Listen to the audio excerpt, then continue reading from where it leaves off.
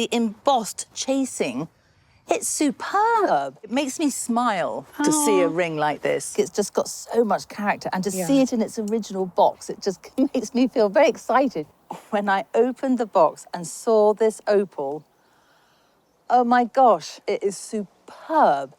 And then I opened another box and see this fabulous diamond. Tell me first, how did you get the opal?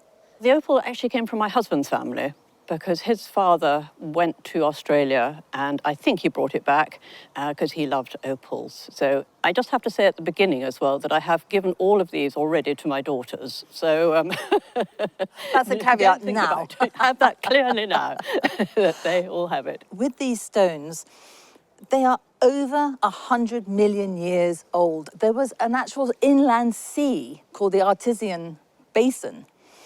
And when that receded, it left soluble silica.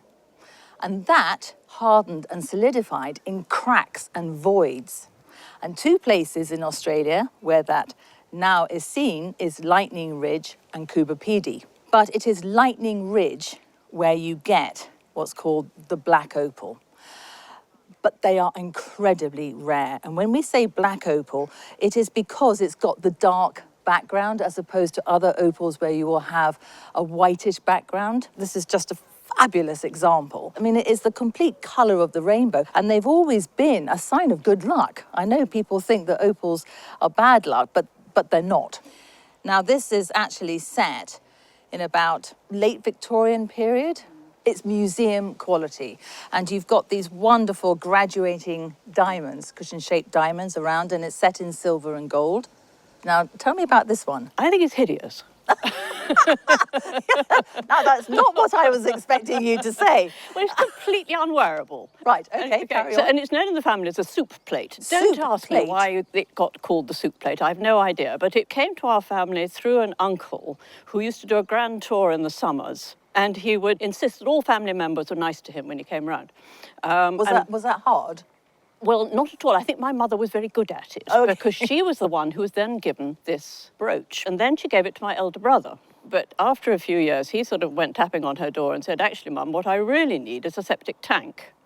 And she said, well, if I give you money for the septic tank, I'll have my brooch back. Well, it is a late Victorian silver and gold brooch, and you can take off the brooch fitting and make it into the pendant.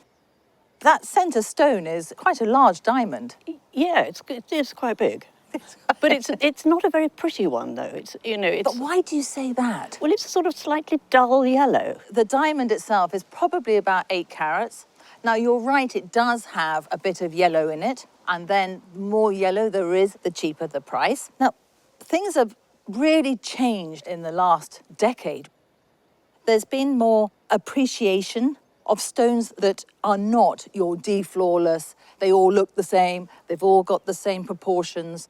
This, I can feel the hand of the cutter because it's not totally done by machine, it's done by hand. That is going to be in the region of around about £35,000. Right. So with the opal at auction, you'd be looking at £40,000 comfortably. Oh, well, my daughter will be very pleased. It'll be her running away fund too. Why, was it your running away yes. fund? Thank you very much for bringing them in. It really has made my day. Oh, thank you. I'm glad you like them. This is a wonderful jewel. When I saw it, it invites you to pick it up because it's so exotic. I even tried it on. Yeah. It's quite small. It is quite small, but it's big in stature. yeah, and it's heavy. And it's heavy. So tell me, who wore it? My father, And is this him here? yeah. What was his job? He was a doctor in Thailand.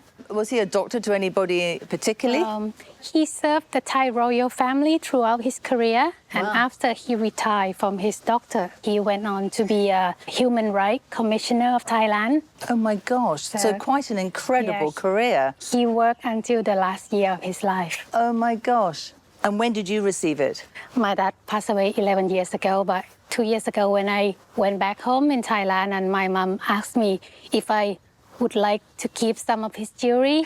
Do you remember him wearing it? Yes, I do, vividly. Clearly, he loved his gems and jewels. Yes. That's quite a ring to wear. You know, he loves wearing jewelry, and he actually wears jewelry daily. More than one ring at a time? No, not at a time, but, you know, he picked which one he wears, you know, today. You can see that, you know, there is some damage because he wore it so often. The emerald has got two quite large chips, unfortunately, but still, it is such an impressive ring. And it must have been made in Thailand. Yeah, I believe so. Because, and why I say that is because if you look at the side here, the embossed chasing, it's superb. It is amazing, you know, the way that the design go around. Yes, it goes all the way around. You've also got these 4 rose-cut diamonds. Oh, right.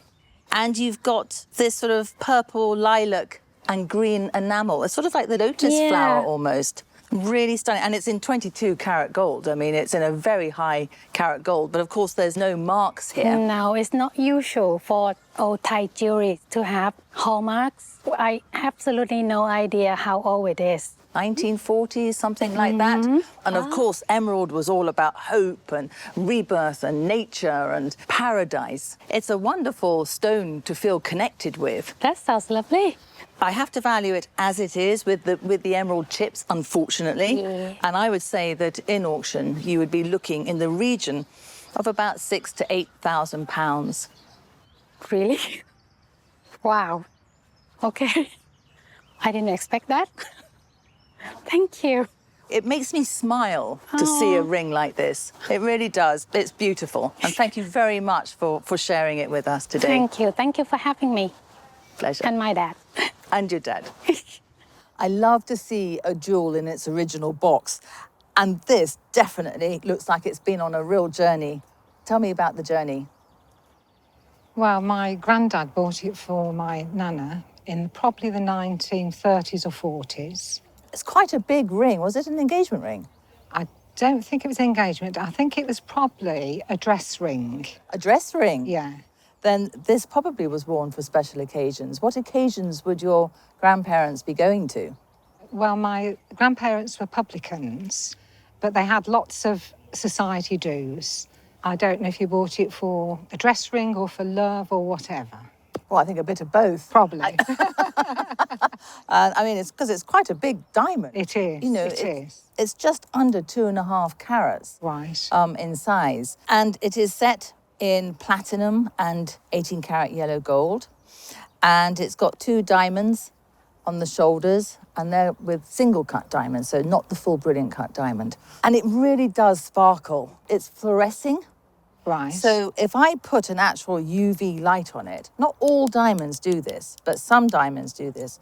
Can you see how it just looks like if you go into a disco that would light up like a beacon? Yes. And you say that it was given in about the 1930s. Well, that's about right for the style of cutting. Oh, good. So when I look at the stone, it's actually, I can see roughly when it was cut. Right. And what's giving this away is that normally with brilliant cut diamonds, they have what's called the point or the culé at the bottom, and it goes to a point.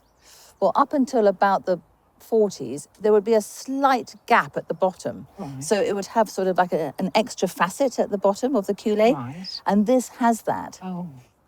You've probably noticed it's quite yellow. I only know it's always been called a yellow diamond ring. Is it? Well, it is. We always think of diamonds as white diamonds. Yes. And then the more yellow there is in the stone, the less the price. I like it. I really like this yellow. And I think we were getting a little bit fixated by it has to be really white. You know, this has real character to it. Coloured diamonds, we're now look to see if they are fancy colours. And there's various degrees. It's sort of like fancy intense, fancy vivid, fancy light, Yes. yellow. And I think this probably could be a fancy light yellow. It does have quite a large flaw inside the stone. Right. It's got 2, in fact. Has it? Oh. So, but you know, these are natural flaws. It's been there. It's nothing that you've done to the stone. No. But when you're pricing a stone, we have to take that into account. So the colour, the cut, the clarity, and the carat weight. So the 4 C's, as you've probably heard. At auction, you're probably going to be looking at in the region of about £4,000 to £6,000. That's lovely. Thank you very much indeed. That's wonderful. But I just think it's just got so much character, and to see it in its original box, it just makes me feel very excited. Thank you very much indeed. Enjoy it. Thank you.